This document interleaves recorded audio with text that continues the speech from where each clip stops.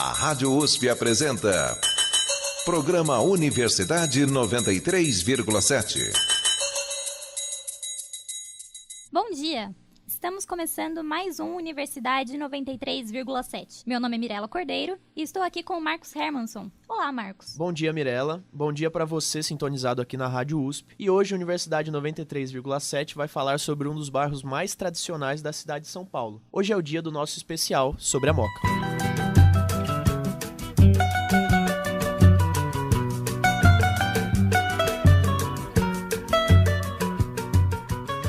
Hoje nosso especial está dividido em duas partes. Uma delas vai contar um pouco da história da Moca e a outra traz os aspectos culturais do bairro. Vamos falar desde a primeira greve geral, que teve início na Moca, até a atual vida noturna da região, passando pela culinária local, o clube de futebol tão tradicional e alguns passeios. Para comentar as nossas matérias, convidamos a Rosana Helena Miranda, que é professora da Faculdade de Arquitetura e Urbanismo daqui da USP. Ela também é autora do livro Renovação Urbana em São Paulo, Moca, Lugar de Fazer Casa. Bom dia, Rosana, bem-vinda à Universidade 93,7. Bom dia, Marcos, bom dia, Mirela. Agradeço o convite de vocês de vir participar do programa e falar um pouco sobre o meu trabalho e sobre um bairro tão querido de São Paulo, né, que é a Moca, e que eu vivi lá e muita gente se identifica com esse bairro, né? Rosana, nós estamos muito felizes por você ter aceitado o nosso convite. Então vamos dar prosseguimento ao nosso programa. Dizem por aí que o bairro da Moca tem mesmo alma de imigrante. Um espaço cultural localizado na região convida o público a refletir sobre o processo migratório que ajudou a construir a história de São Paulo. Estamos falando do Museu da Imigração. A repórter Marcela Afonso foi até lá para conhecer um pouco mais sobre o lugar. Próxima estação, Bresser Moca. Desembarque pelo lado esquerdo do trem. Saindo da estação de metrô e seguindo a pé até o fim da rua Visconde de Parnaíba, você se depara com uma construção grandiosa com ares do fim do século XIX. É o Museu da Imigração, que até 1978 abrigou a hospedaria de imigrantes de São Paulo, que se tornou o principal local de abrigo dos estrangeiros recém-chegados no país. Foi no jardim imenso do local que conversei com a educadora do museu, Isabela Maia, para conhecer melhor o espaço. Isabela, em linhas gerais, o que o Museu da Imigração guarda em seu acervo? O acervo do museu, ele é formado por objetos que estiveram presentes no funcionamento dessa hospedaria e também por doações de pessoas que se consideram migrantes ou descendentes de imigrantes, né? Tem muitos móveis, objetos domésticos, cadernos, fotografias, e são relativos a essas experiências autodenominadas, mas que a gente entende também que fazem parte de um processo mais amplo. E o que o público que vier visitar o museu pode encontrar aqui? Além do edifício em si, que é parte da experiência de estar aqui nesse museu, de contar essa história, né? O público encontra normalmente duas exposições temporárias, pode encontrar algumas exposições de fora também. E aí o que a maioria das pessoas busca aqui também é a exposição de longa duração. Então ela vai encontrar informações sobre o edifício, sobre as atividades que aconteceram aqui, sobre os processos migratórios em São Paulo de maneira geral, depoimentos de pessoas que passaram ou trabalharam na hospedaria e também de pessoas que estão em situação de migração hoje em São Paulo, né? Então um olhar mais contemporâneo também. A exposição de longa duração citada pela educadora é a Migrar, Experiências, Memórias e Identidades, que apresenta aos visitantes os trabalhos de preservação e pesquisa realizados pelo museu. Ni hao, vim da China, Taiwan. Na província de Tete, no distrito de Caurabassa. Eu nasci na Coreia, numa cidade chamada Pohang. Qualquer pessoa pode ir visitar o Museu da Imigração, em grupo ou individualmente. De modo geral, as visitas acontecem de terça a sábado, das 9 da manhã às 5 horas da tarde, e de domingo, das 10 horas da manhã, também às 5 horas da tarde. A entrada custa R$ 5,00 a meia e R$ 10,00 a inteira e é totalmente gratuita aos sábados. Me despeço do museu e de vocês ouvintes com um recado deixado pela educadora Isabela. Venham ao museu. Esse é um espaço que é público, ele deve ser ocupado, deve ser discutido, ele pode ser criticado. E aí a gente espera sempre melhorar esse espaço para que ele atenda melhor as expectativas das pessoas, para que ele seja um espaço de educação também. A gente possa aprender sobre o outro, sobre a gente mesmo e sobre a cidade onde a gente vive. Marcela Afonso para o programa Universidade 93,7.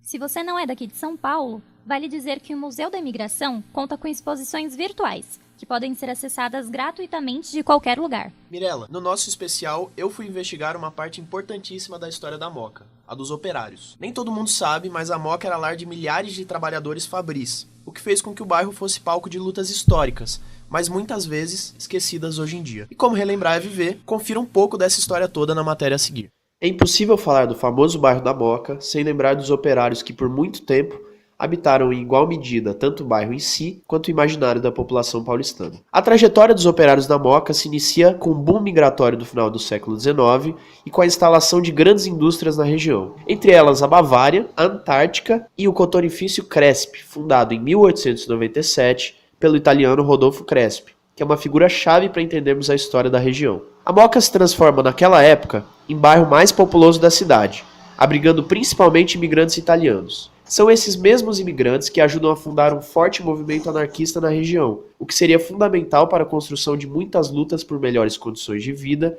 e de trabalho. Durante os anos finais da Primeira Guerra Mundial, o Brasil aumentou suas exportações para os países envolvidos diretamente no conflito, o que fez com que os industriais brasileiros tentassem aumentar a produção e compensar a falta de tecnologia com maior grau de exploração da força de trabalho. Isso faz com que a já difícil situação da classe operária no país piore, e é nessa época, mais precisamente em junho de 1917, que estoura justamente no cotonifício de Rodolfo Crespi a primeira greve geral do país.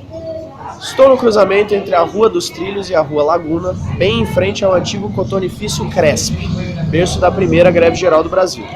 Aqui nessa mesma esquina fica o bar do José Nestor da Silva, o Ceará, que nos mostrou um exemplar original do jornal A Plebe, datado de 21 de julho de 1917, logo antes do fim daquele movimento. Ceará, como foi que esse jornal chegou até as suas mãos? Através dos americanos que eles vieram aqui no Brasil em 2017 e me deram o jornal e pediram para bem guardado. Você acha que poderia acontecer hoje algo semelhante ao que aconteceu que está lá no jornal 100 anos atrás? Não é difícil. Veja que está as coisas hoje, no mundo que estamos hoje, o mundo totalmente perdido devido à população nova de hoje, não é difícil aparecer o que está ali no jornal. A greve terminaria 45 dias depois, com uma vitória estrondosa para os trabalhadores, e chegaria a mobilizar 100 mil pessoas. Em 1922 é fundado o Partido Comunista, que em alguns anos começa a se tornar hegemônico em relação aos anarquistas, e tem na Praça Vermelha da Moca um dos seus principais pontos de organização na capital. Mas a história da luta propriamente sindical e operária no país só se reacenderia com força parecida ao final da década de 80. E naquela época, o centro industrial já não era mais esta região de São Paulo, e sim o ABC Paulista, lar das montadoras de veículos. Com a política econômica implementada durante a década de 90, o processo de desindustrialização que vinha atingindo o bairro se aprofunda, e hoje resta pouco daquele operariado que predominou durante boa parte do século XX. Mas a sua memória e as suas marcas continuam ali. Marcos Hermanson, de São Paulo, para a Rádio USP. Professora, essas duas últimas matérias que a gente ouviu era sobre a população imigrante na Moca. A gente queria saber como a população imigrante contribuiu para construir a arquitetura do bairro. Esse momento da história de São Paulo é muito importante, porque é um momento que a cidade muda a sua característica do ponto de vista construtivo. A gente deixa de ser a cidade colonial, construída de taipa, e passa a ser a cidade do tijolo. Então, os arquitetos, estudiosos, historiadores costumam dizer que essa é uma grande mudança na feição da cidade, que deixa de ser um arraial colonial e simples, muito simples na sua arquitetura, para se tornar uma arquitetura mais sofisticada. O repórter Vitor Mattioli foi conhecer o famoso Menino Travesso da Rua Javari. O Juventus da Moca foi fundado há quase 100 anos e ainda está muito vivo no coração dos moquenses. Que belo time, que belo esquadrão, Juventus amigo do meu coração. Aqui na Moca, no espaço que separa a Rua dos Trilhos e a Rua Javari, fica o estádio Conde Rodolfo Crespi, a casa do Clube Atlético Juventus, talvez um dos maiores símbolos desse bairro tradicionalíssimo de São Paulo. Mas o nome da equipe não foi sempre Juventus, não. O time nasceu em 1924 com o nome Cotonifício Rodolfo Crespi Futebol Clube. Isso porque os fundadores da equipe eram operários italianos da fábrica de tecidos fundada por Rodolfo Crespi ainda no século XIX. A antiga fábrica fica a uns 2 quarteirões daqui e hoje em dia se transformou num hipermercado. Foi o Rodolfo Crespi também que doou a terra onde fica o estádio do Juventus, e por isso o campo leva o seu nome. Essa relação histórica com o operariado do bairro e o sucesso que o time teve nos primeiros anos de existência que transformou o Juventus, ou o moleque travesso da rua Javari, se você preferir, em um dos xodós do bairro e da colônia italiana daqui. A história do clube é cheia de altos e baixos, com algumas conquistas importantes, como o bicampeonato da Série B do Campeonato Paulista, mas também alguns rebaixamentos e traumas para a torcida. Mas não é isso que mais importa para eles, e sim perpetuar a sua própria memória e as tradições do povo italiano que migrou para São Paulo. Com toda alegria, por toda a minha vida, moleque travessou na Moca querida. Andando aqui pela rua Javari, eu encontrei o Danilo Delfino, que mora na Moca há 6 anos e tem um irmão que mora exatamente na frente do estádio Rodolfo Crespi. Danilo, o que você acha que o Juventus e esse estádio representam para os moradores aqui da Moca? Bom, eu penso que o estádio seja um espaço de resistência, tanto para a história do bairro, quanto para as pessoas e numa escala da cidade mesmo. Bom, e aqui, em frente ao muro branco e grenado do estádio Conde Rodolfo Crespi, eu me despeço de vocês. Esse moleque travesso, que tem nome e tradição, merece o nosso respeito. Vitor Mattioli para o programa Universidade 93,7. E assim nós finalizamos as matérias com um tom mais histórico sobre a Moca.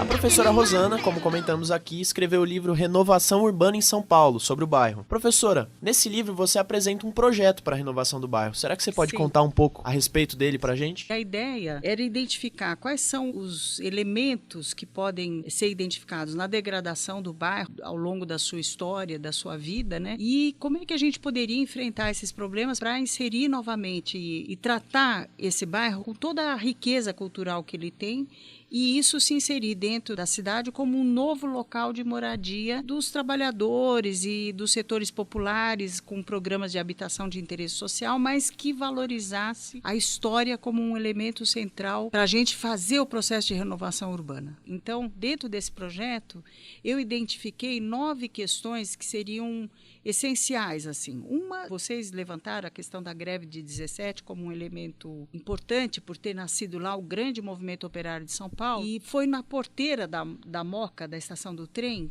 que morreu um operário dentro desse processo de luta da greve. E foi a partir desse episódio que o movimento cresceu muito de resistência e houve um cortejo de 100 mil trabalhadores que saíram da Moca e foram para o cemitério da Consolação no dia do enterro desse operário, que se chamava José Martinez. Então, um dos projetos dessa proposta é criar um memorial da greve de 17, que seria localizado como um edifício ponte em cima da ferrovia, no próprio local onde houve esse episódio, né? Muito obrigado, professora. A Mirella, que está aqui ao nosso lado, se debruçou sobre a deliciosa culinária típica do bairro. Vamos ouvir a matéria dela? Sim. Quando você pensa em Moca, o que vem à sua cabeça? Na minha, vem tradição e comida italiana. Meu nome é Neide Delfino Gifone, tenho 75 anos, nasci e moro na Moca.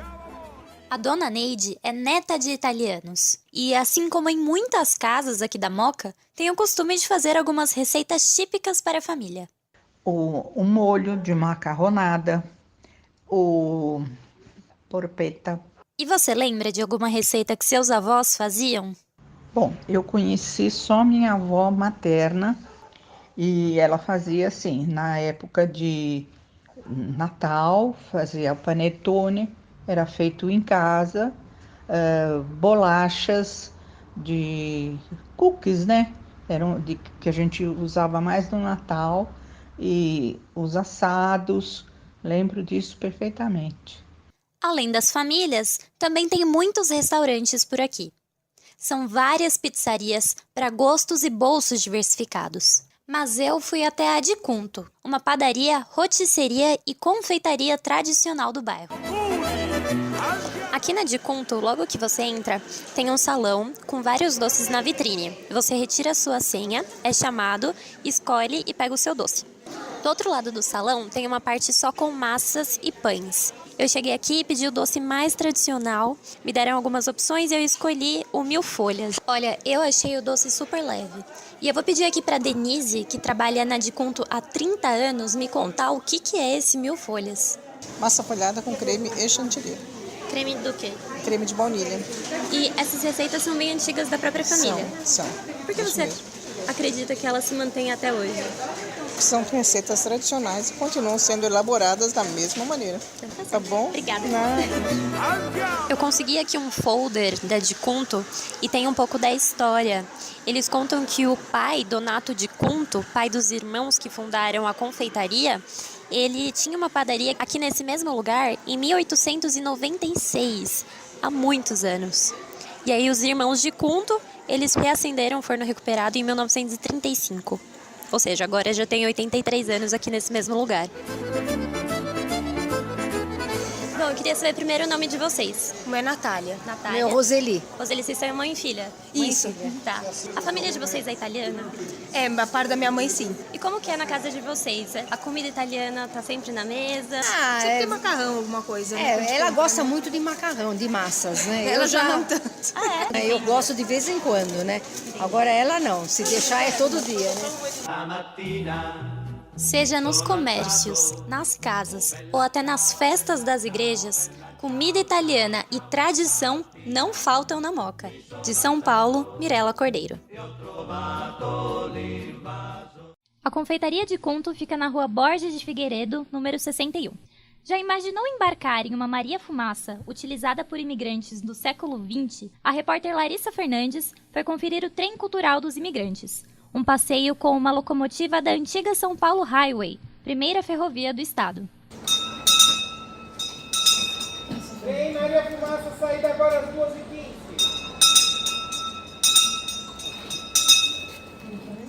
Ainda é possível fazer uma viagem de Maria Fumaça em plena cidade de São Paulo. Aqui, no bairro da Moca, visitantes podem conhecer o Trem Cultural dos Imigrantes e uma tradicional locomotiva a vapor de 1922. O lugar fica em frente ao Museu da Imigração e é próximo à estação de metrô Bresser Moca.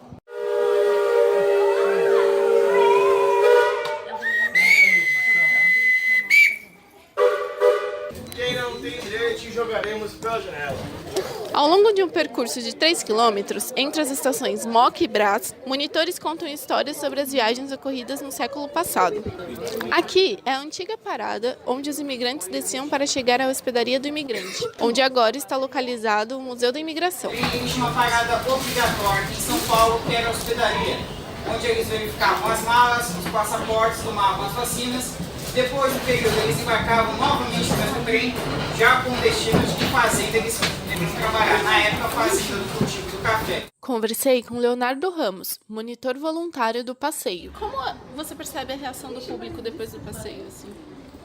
É bem legal, porque mesmo o passeio sendo muito curto, né, mas você ter a oportunidade de andar de Maria Fumaça na cidade de São Paulo é um negócio meio que único, né, porque quem já andou de Maria Fumaça consegue relembrar como que era na época e quem nunca andou conhece, tem essa oportunidade. O público pode optar entre um vagão de 1950, feito de alumínio e que comporta 64 pessoas, ou um vagão originário de 1928, todo feito de madeira e com espaço para somente 10 pessoas. De dentro do carro, o cheiro da fumaça vinda da locomotiva é muito forte e a velocidade é bem baixa. O seu nome? Lígia. Rafael.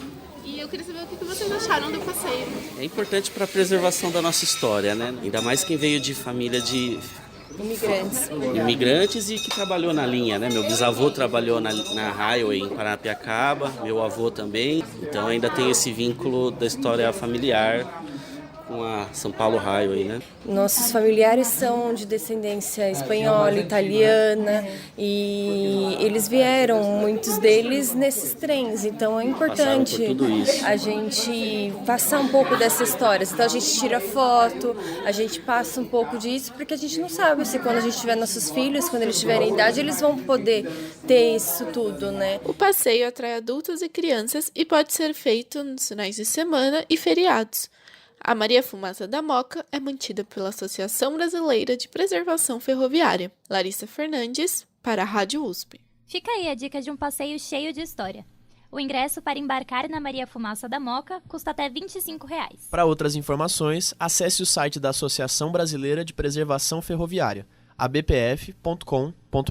A Moca é, sem dúvidas, um dos bairros paulistanos que mais preserva a sua tradição. Mas nem só de passado vive o homem. O bairro se modernizou e hoje oferece uma diversa vida noturna, que tem como destaque uma balada nos trilhos do trem.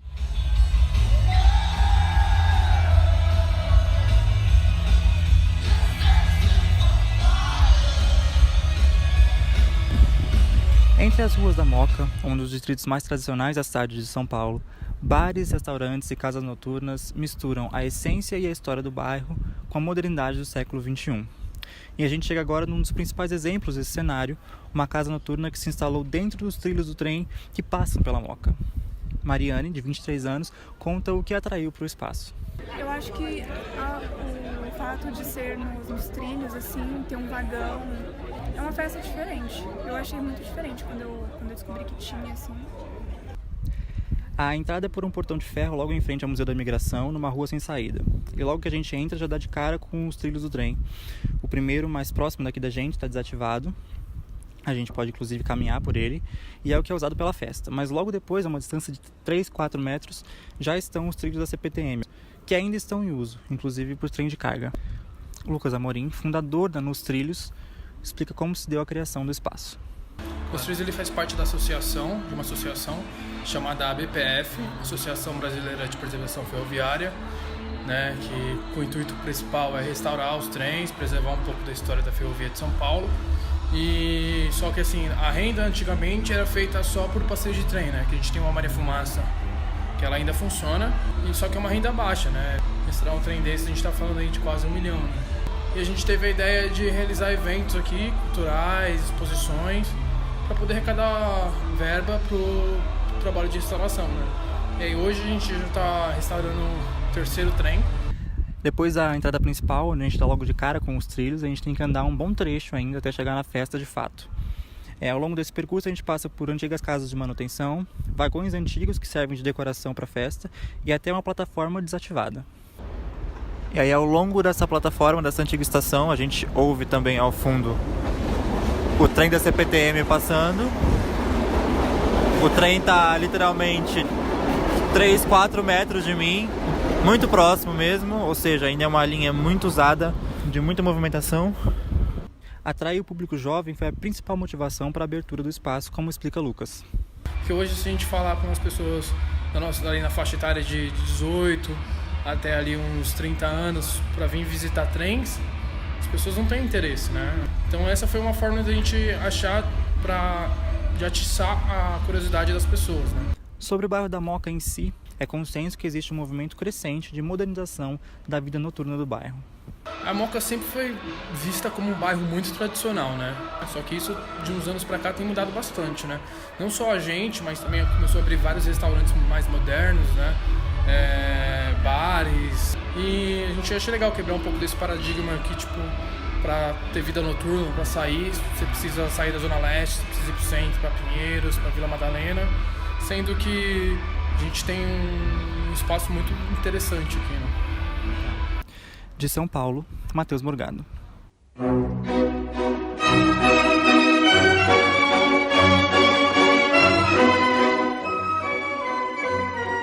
O programa de hoje é dedicado ao tradicional bairro da Moca, em São Paulo.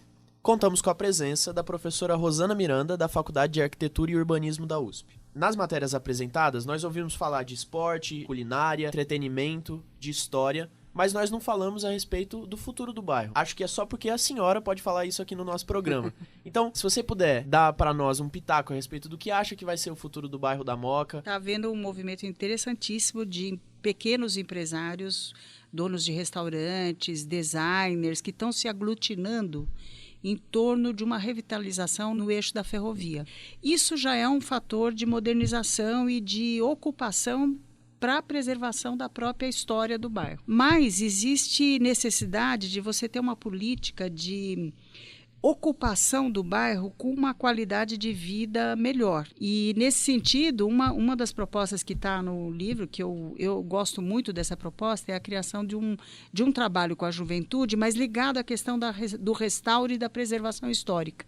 Então, eu faço uma proposta da criação da oficina do jovem historiador, que era criar uma escola de restauro dentro do bairro da Moca, para envolver jovens que estejam sem profissão, como um processo de profissionalização, mas que criasse também um vínculo de pertencimento com a história do bairro. Professora Rosana Miranda, agora suas considerações finais. E se você quiser deixar alguma dica para quem quer conhecer mais sobre a Moca, sinta-se livre. Olha, a primeira dica que eu daria era conhecer o livro do Mino Carta, que é um jornalista e fez um livro de crônica sobre a Moca, e foi um livro importantíssimo para mim para entender o que é o espírito da Moca. Esse livro, ele me trouxe toda essa questão da vida cultural, de como as pessoas enxergam o bairro, os moradores atuais da Moca.